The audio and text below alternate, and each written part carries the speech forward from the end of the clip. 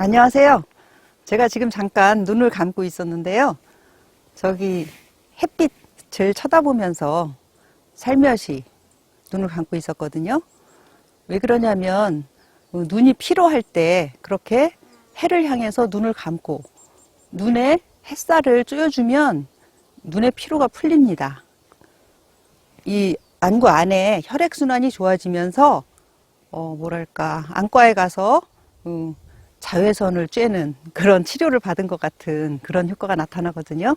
그래서 눈이 피로할 때는 그렇게 한참씩 태양을 바라보면서 눈을 감고 있는 게 좋습니다. 오늘은 봄날에 우리가 가장 많이 보는 꽃 중에 하나 제비꽃에 대해서 알아볼 텐데요. 제비꽃은 강남 갔던 제비가 돌아오는 봄철에 핀다고 해서 제비꽃, 또 제비처럼 날렵하게 생겼다고 해서 제비꽃, 또 이 무렵이면 제비꽃이 필 때면 오랑캐들이 쳐들어오곤 했다고 해서 오랑캐꽃이라고도 불리는 좀 슬픈 얘기도 있죠. 그 보라색 제비꽃의 독특한 보라색은 바이올렛이라는 색 이름으로 대표될 정도로 유명합니다. 그 아름다운 보라색 꽃 제비꽃, 식용으로 약용으로 많이 이용되는 제비꽃에 대해서 알아보겠습니다. 여기 제비꽃이 있는데요. 저희 골짜기에서도 양지 바른 곳에 제비꽃이 많이 피어 있습니다. 그러니까 굉장히 흔한 꽃이죠. 아마 제비꽃 못 보신 분들 없을 거예요. 제비꽃은 특징이 뿌리에서 이렇게 바로 잎이 나오고요. 마치 작은 버드나무 잎사귀처럼 생겼습니다. 그리고 그 잎 사이에서 이렇게 꽃줄기가 바로 올라옵니다. 그러니까 얘는 꽃줄기예요. 그리고 그 꽃줄기 위에 이렇게 보라색 꽃이 피는데요. 꽃 색깔이 농담이 조금씩 달라요. 아주 진한 보라색도 있고 좀 옅은 보라색도 있고요. 뒤에 보시면 여기 이렇게 꿀주머니가 달렸습니다. 이 속에 진짜로 꿀이 들어있어요. 달콤한 꿀이. 그래서 키는 많이 자라봐야 10cm 정도? 그러니까 아주 작은 꽃이죠.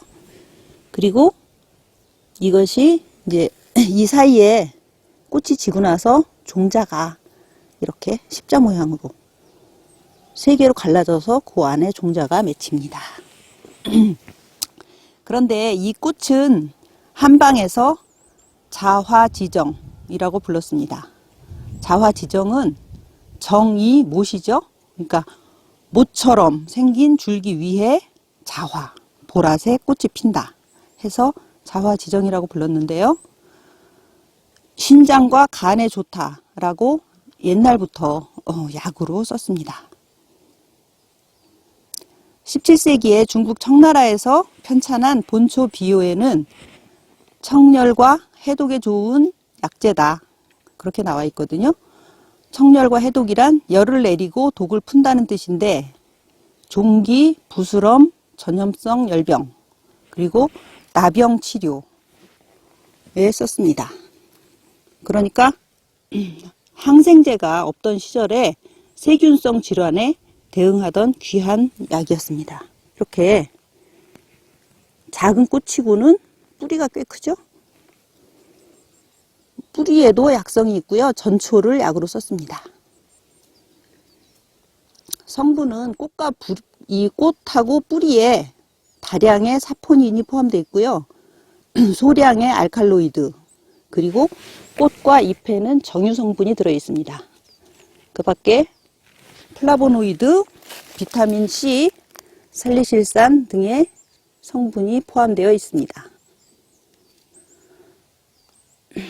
이와 같은 성분을 갖고 있는 제비꽃의 효능은요, 현대 양리적 실험을 통해서 그 전래에 알려졌던 청열 해독의 효능이 있다는 것이 입증이 됐습니다. 그 청열 해독의 효능이 있어서 해독, 소염, 항균 이러한 작용이 필요한 여러 가지 질병을 치료합니다. 폐혈성 염증, 림프절 결핵, 피부염, 인후염, 장염, 황달성 간염, 전염성 간염, 급성 유선염, 관절염과 각종 화농성 질환에 좋은 효과를 갖고 있습니다. 그리고 이것은 또한 제가 아까 햇빛을 쳐다보면서 눈의 피로를 풀어줬는데요. 이 안구 건조증이라던가 이 각막의 피로, 이러한 안압이 상승하는 그러한 여러 가지 눈 질환에도 뛰어난 효능을 갖고 있습니다. 또 항암 효과가 뛰어난 것으로 알려져 있는데요. 유방암과 후두암, 췌장암에 효능이 있는 것으로 알려져 있습니다. 이 항암 효과가 뛰어난 산나물이나 야생초에 대해서 좀 의문을 갖고 계신 분들이 많은데요. 왜 거의 모든 야생초가 암에 효과가 있느냐, 도대체 저걸 어떻게 알았느냐, 이런 의문을 갖고 계신데요. 함승시 박사라는 분이 있습니다. 강원대학교 교수이셨는데요. 항암 효과가 뛰어난 산나물 57가지, 57가지라는 책을 냈거든요.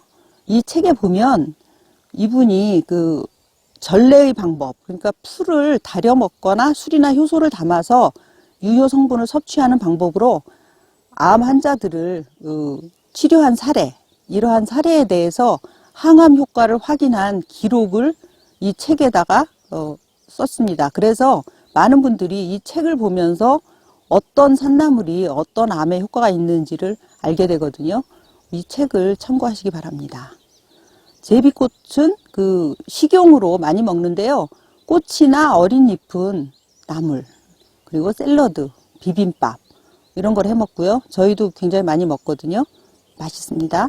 그리고 특히 꽃을 말려서 꽃차를 해서 먹는데요. 황달이나 불면증 치료에 굉장히 이 꽃차가 효과가 있는데요.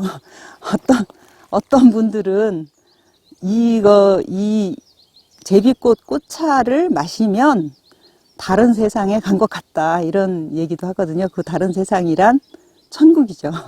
그런 얘기를 할 정도로 이 꽃차가 굉장히 뛰어난 효능이 있고 사랑을 받고 있습니다.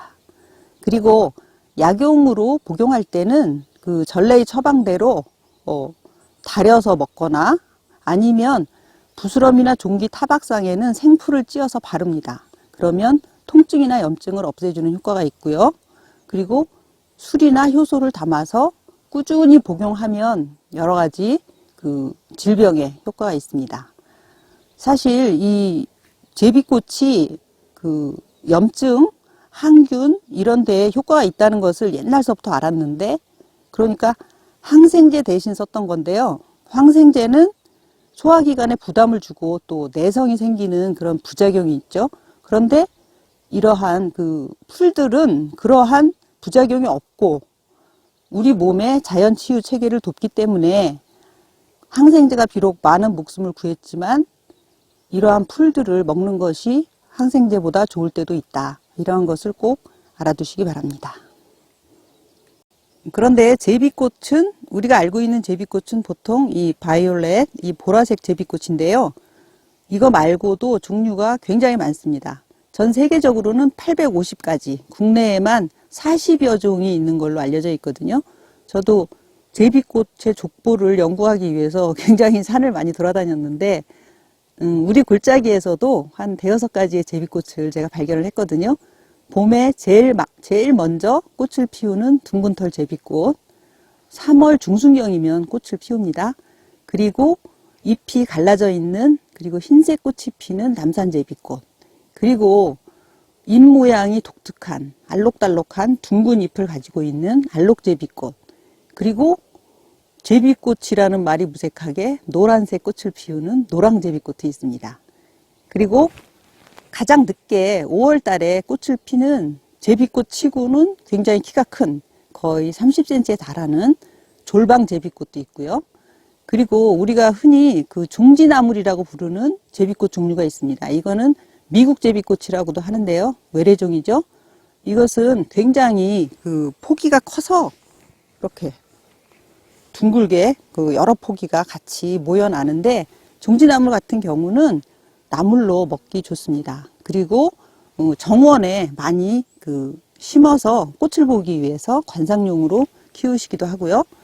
그리고 우리가 제비꽃인지 잘 모르는 꽃이 있는데 바로 펜지꽃입니다. 삼색 제비꽃이라고 우리가 흔히 알고 있죠.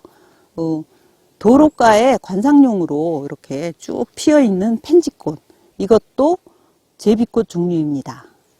그렇지만 무엇보다도 대표 제비꽃은 이 보라색 꽃이죠. 이 꽃은 식용, 약용뿐만 아니라 화장품 원료, 그리고 염료의 원료로도 쓰입니다. 서양에서는 성모 마리아에게 바치는 3가지 꽃이 있는데요. 장미, 백합, 그리고 바로 이 제비꽃입니다. 장미는 아름다움, 백합은 위엄, 그리고 제비꽃은 성실과 겸손을 의미한다고 하는데요. 이 성실하고 겸손한 제비꽃은 작지만 굉장히 강한 꽃입니다. 그래서 제가 야생초들을 보면서 작지만 강한 꽃들이 역시 약효도 좋다.